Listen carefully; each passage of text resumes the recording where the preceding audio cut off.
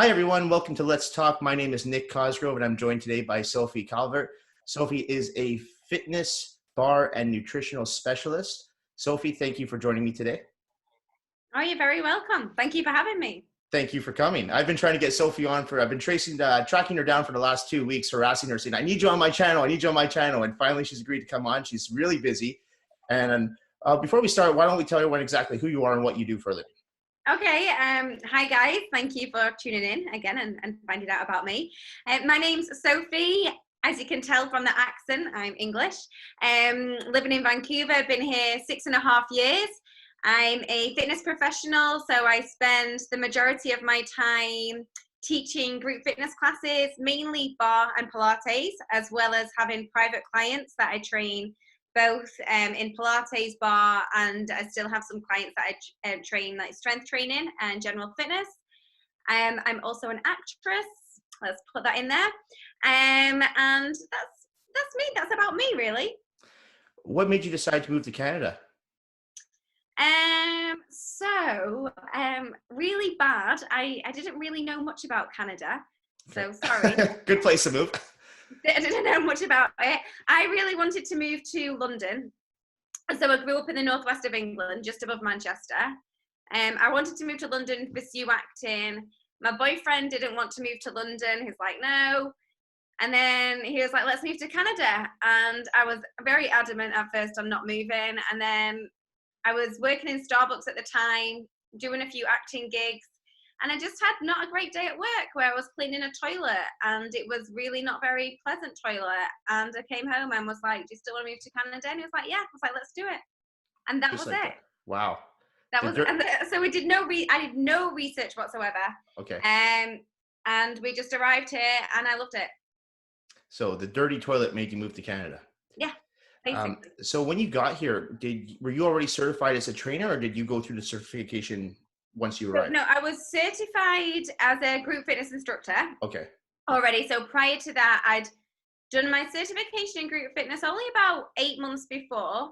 Okay. I always used to like go to the gym all the time. I was like loving all group fitness classes. Right. And then someone recommended for me to certify. So I took my certifications, loved that, and I was teaching in the evenings. And then I also had my what's called your level 2 gym certification. Right. Which I haven't really seen that same certification over here, okay. But it's a step underneath being a personal trainer. Okay. And so then when I arrived out, I was showing my certifications to people and I got employed as a group fitness instructor. But it works quite different because then in the gyms here, it was mainly like you have people working as personal trainers.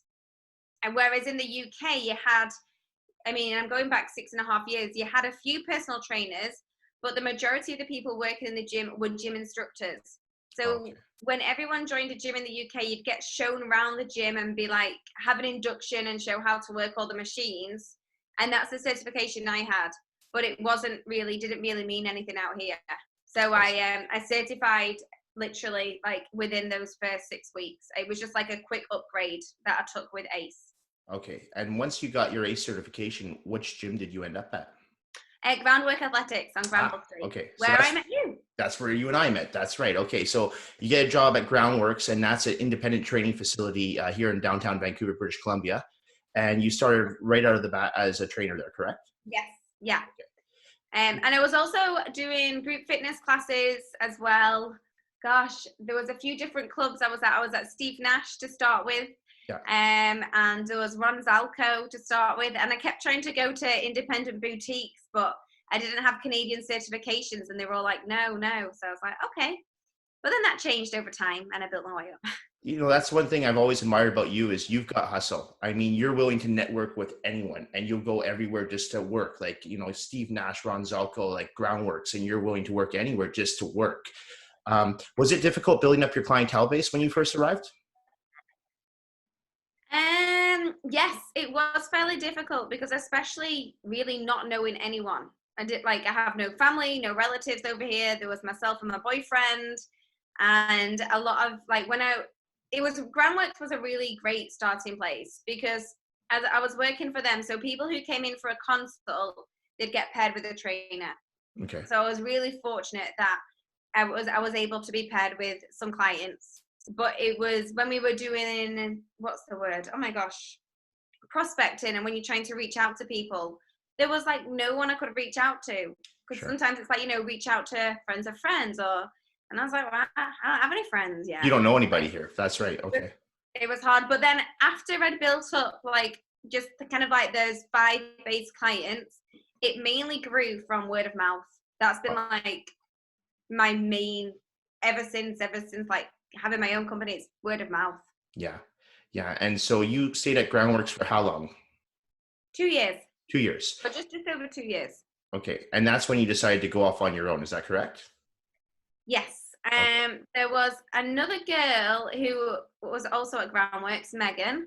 Right. Not I know Forever Megan. Fit Megan, a different Megan. I know Megan. And we started doing a little blog together, and then Megan wanted to go off on her own.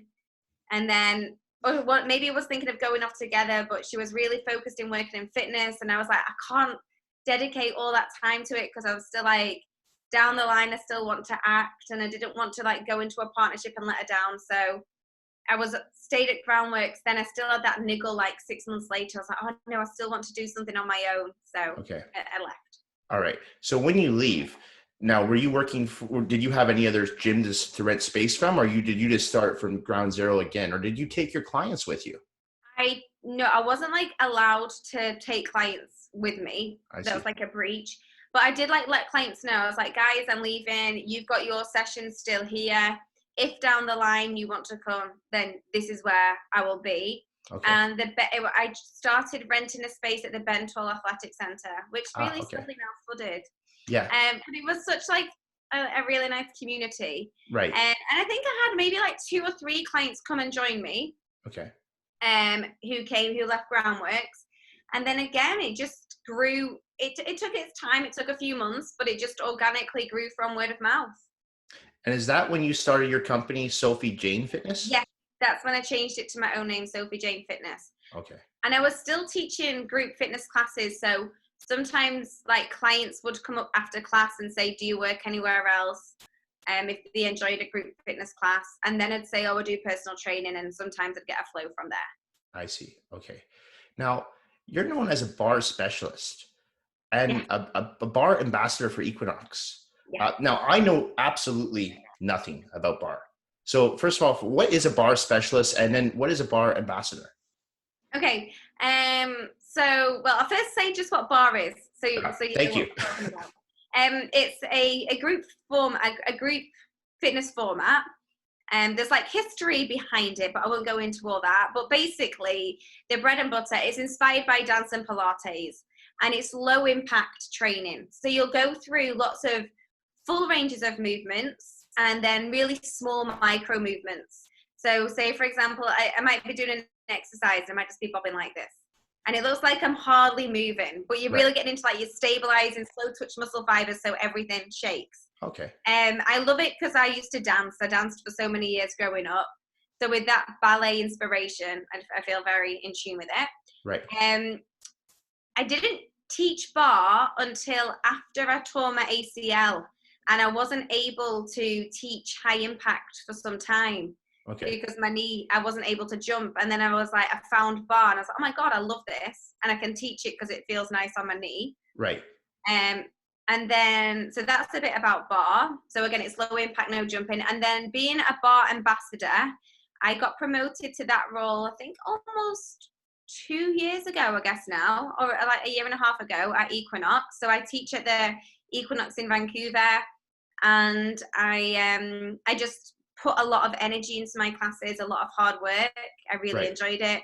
And our main like bar creator in LA saw what I was doing and asked me if I'd like to join her team. So I oversee the other bar instructors in our studio and just make sure that we're all teaching the Equinox way, because there's so many different bar studios. There's like Bar Method, Bar Fitness, and everyone has their own certain terminology and certain setups of exercises which help represent their brand. So we want to make sure that we're staying on brand, that our instructions really kind of, up there. We always try to make sure we're delivering everything vocally, avoiding all those catchphrases like from here and so and this. So everything's just precise. And I also get to travel to different clubs. So if there's a new Equinox club opening in the States, I get to travel and train new instructors to become bar instructors. That's awesome. Do you ever get nervous yourself? Because I know you still teach bar classes. Do you ever get nervous yourself in front of a big group of people like that? Because some of those classes have some like 20, 30 people in them, right? Yeah, no. I'm like, yeah, no. No? If I'm in front of a large group of people, Yeah. like if it's a fitness class, I don't really ever get nervous. Maybe if it's like the first time I'm teaching a brand new format, but I feel quite, and I've always been fortunate to have this in group fitness from like when I started first teaching group 7 years ago. I just feel very like at home in front of everyone. Like I kind of love it. It's like it's a little stage. Like, hi guys. Well, and that's that's the thing I know about you is you're not a shy person, but I was just curious because I know sometimes for myself personally, I don't teach groups of 30, but I sometimes, even after all these years, a group of like 8 or 9, I still get a little intimidated, but it doesn't faze you. No, it doesn't. If I'm presenting though, when I'm presenting, I'm nervous. You are. And I love presenting as well, but it's just that first part, I'm like, oh my God, I was like, oh, okay, I get really nervous. And then once I start speaking, I get into the flow of it. Okay, so that's the Equinox ambassador. Tell me about your company, Sofie Jayne Fitness. So, what type of services do you guys provide? Like, what do you focus on primarily? So primarily now, I am working one-on-one or in duo sessions, teaching bar and Pilates. I still have a handful of clients that I do like general fitness with. So we'll actually go to the gym, use the weights, use the squat racks, deadlifts. I'd never put myself as a strength instructor. I'm just like general fitness of a little bit of strength conditioning and cardio in there. But I'd say about 70% of my clients now we do like one-on-one mat Pilates and bar. And the way it's different to a class is like in class I'm very like hands-on and adjust people where they need adjusting. But with the one-on-one, it's much more technique. So rather than me doing a lot of it with them, it's like me telling them, watching them, pushing them, knowing where people can like improve their range of motion, knowing where to push through and knowing when to stop.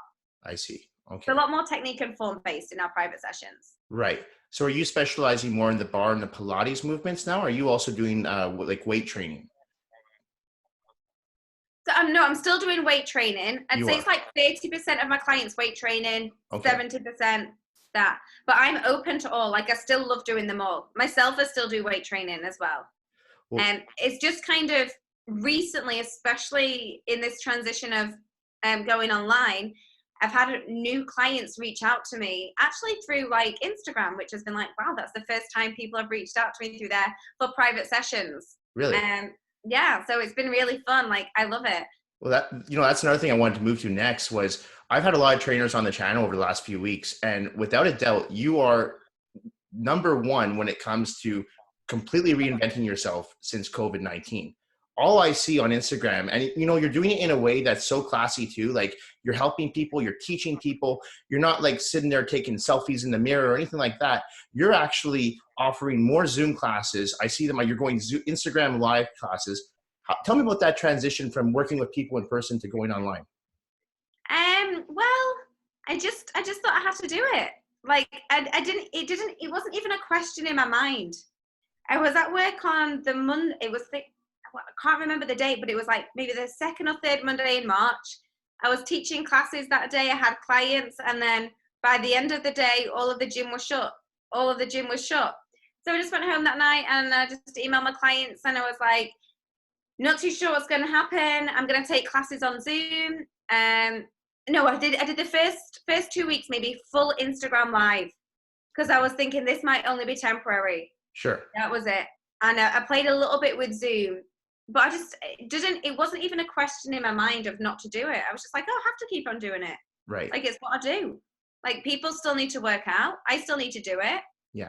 I just couldn't imagine, like, I'm just not the person who, and I'm not saying there's anything wrong with it, but I just can't really sit there and do nothing. No. So, yeah. And then it was just trial and error. Everything's been trial and error. It's been me just being really open and saying on Instagram, like, I didn't really used to like going live, and I'm like, I don't like doing selfies. I'm just not that person. No. And but I just was like, well, I need to hear from my audience. I was just like, I don't really care too much, and this might be really bad, but I don't really care about angles or whatever. I'm just like, hi, did you enjoy the class? Did Instagram Live work, or do you prefer Zoom? Okay. And then after like a couple of weeks, I was building more traction, and then I was like, well, I can't keep giving away things for free. I have a YouTube channel where you've got all free workouts that you can go to at any time. And then I was just like, I'm just gonna bite the bullet and look at what other studios were doing, and I saw that like $10 was an average class price, and then put like a weekly pass up, and just thought, let it flow and just trust the process. And each week it's continued to build momentum. And I mean, I work though behind the scenes. I'm making sure every time I show up, I have my classes planned. I'm never repeating the same class. I'm always finding new sequences, new ways to challenge people. And I do every class, there's always modifications and progressions, so everyone feels challenged. And I just think, if I was the participant and I was paying, what would I want to pay for? Sure. So yeah, it's funny too, because I mean, most people in this climate right now are losing business, and yet you're actually building business. Like, you have clients coming to you from Instagram that you've never worked with before. Has the transition been challenging though for you? The first 2 to 3 weeks were pretty challenging. Yeah. Because those first few weeks, I put quite a lot of stress on myself. And I had this sort of like, I have to get this done now. I have to advertise now. I have to, continue to build these relationships, message everyone back right away. And I wasn't very good at setting boundaries for myself. I was just like constantly like on it. Right. And then after a couple of weeks, I just had a moment. I think it was like Oprah and Deepak on their meditation. I like them guys. They have like a meditation of I think it's called Hope in Uncertain Times. And it was just there was something which it just said, just trust the process. And I was like, you know what? I've been watching the news a lot in the UK, and just we're very fortunate to be here, just seeing how bad things are there. And then I was just like, okay, we're going to be like this for a long time. So just trust the process, Sophie. And then as soon as I did that in my mind, I was like, okay, make sure you've got boundaries in the day. You've got your cut-off time. And then I've just let it kind of flow. And then I think when you worry less about it, it just like comes to you. And I still show up every day. I still do stuff every day. Yeah. But I just try to relax about it, because why put that energy? I have to remind myself sometimes, but there's no point using all my energy worrying. Yeah. Like, it's just a waste of really good energy. I agree. And you're a perfect example of someone who has reinvented themselves during this time. I mean, like I mentioned before, a lot of businesses are going down, but your business actually seems to be going up. And that's really, really impressive to me anyway. I find that super impressive. But when you're doing things on Zoom and everything like that, have you noticed yourself, have you lost a percentage of clientele as well? Because I know myself personally, my clients, they like the online components, but at the same time, if I can only offer them online, someone's like, no, I prefer to be in the gym. So has that hit you at all? A couple of clients, yeah. A couple of clients I've lost, but not lost. Like, I'm still keeping my relationships with them. We're still texting, we're still messaging. Right. We still like drop in from time to time.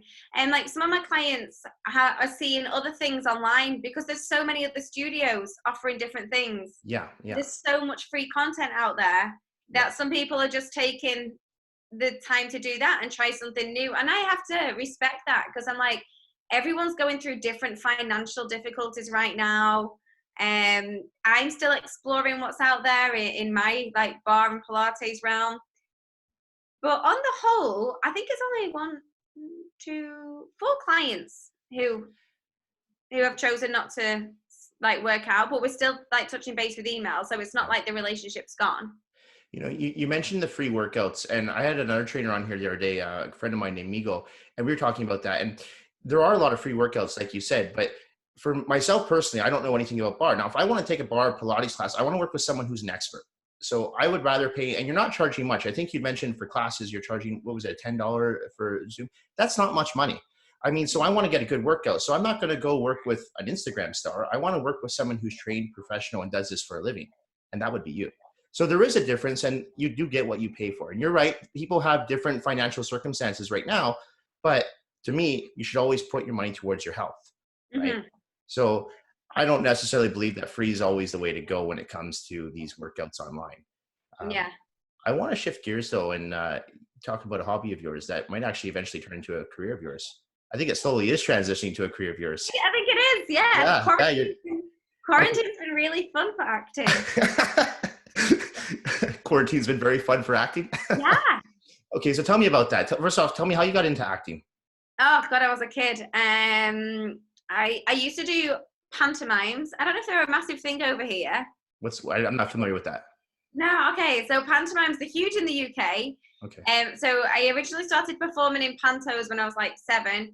They're on at the theatre every Christmas, and they're like Cinderella and Aladdin, and you always have dancers in them. So I was a dancer in those, and I think like when I was 7 or 8, I first started, and I just loved being on the stage. And then when I got to high school, I just took all the drama classes, carried on with that. College was a blast. College in the UK is 16 to 18. Okay. And I studied, Really? I studied drama, performing arts, dance, and then Spanish as a backup. Okay. Everything else was like out the window. Yeah. And then I continued to act, studied theatre and Spanish again at university. And then when I came out of uni, I got like my agent and was just in a small theatre company in Manchester. I knew it was what I was always wanting to do. And had like a couple of small things, but I wasn't on TV or anything. But I was always doing theatre and improv. And then we moved out here, still with the intention of carrying on acting. I was 26 and I went to go to an acting class, and we were kind of skint. We didn't have tons of money, my boyfriend and I. And I went to an acting class and it was like $60. And I was like, a session, and I was like, oh. I was like, and I know now, talking about training and stuff, you know, it's probably even more than that. But I was like, I can't afford that. Sure. There was no way I could do it. Right.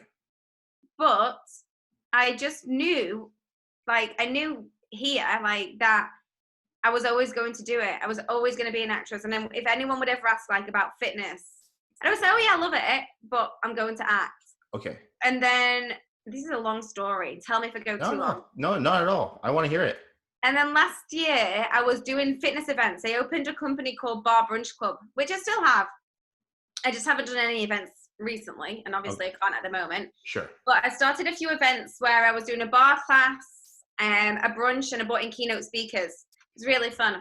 And a lot of the keynote speakers I brought in were either nutritionists or life coaches, and kind of talking about like the law of attraction or just living your dreams, being on the right path.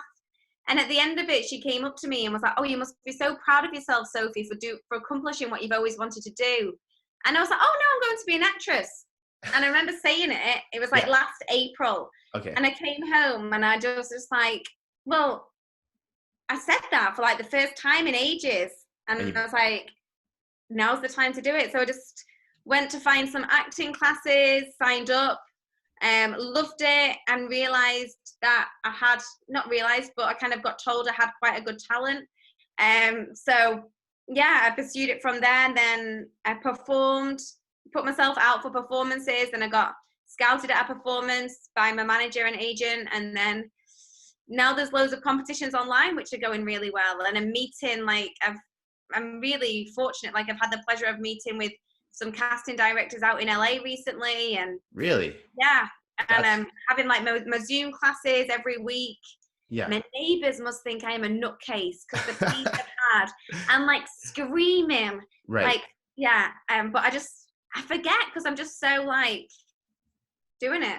But, so, I mean, I asked you about this earlier with the group classes. You're obviously not shy with your group classes, so you're obviously not shy on camera either.